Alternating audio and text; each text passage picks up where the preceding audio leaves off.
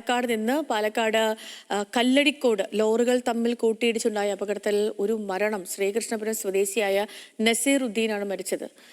സച്ചിൻ വള്ളിക്കാട് വിവരങ്ങളുമായി ചേർന്നു. സച്ചിൻ.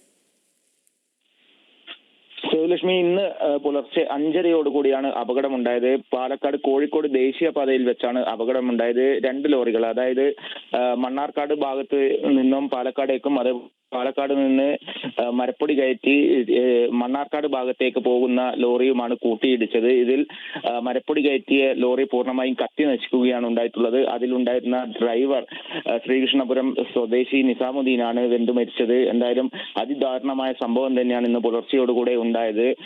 തുടർന്ന് ഈ കോഴിക്കോട് പാലക്കാട് ദേശീയപാതയിൽ 1 മണിക്കൂറിലധികം ഗതാഗത തടസ്സവും ഉണ്ടായി. ഫയർഫോഴ്സ് എത്തി പൂർണ്ണമായ രീതിയിൽ തീ അണച്ചിട്ടുണ്ട്. നിലവിൽ നിസാമുദ്ദീന്റെ മൃതദേഹം പാലക്കാട് ജില്ലാ ആശുപത്രിയിലേക്ക് മാറ്റിയിട്ടുണ്ട്. ഓക്കെ, സച്ചിൻ വള്ളിക്കാട് വിവരങ്ങൾ നൽകുകയായിരുന്നു.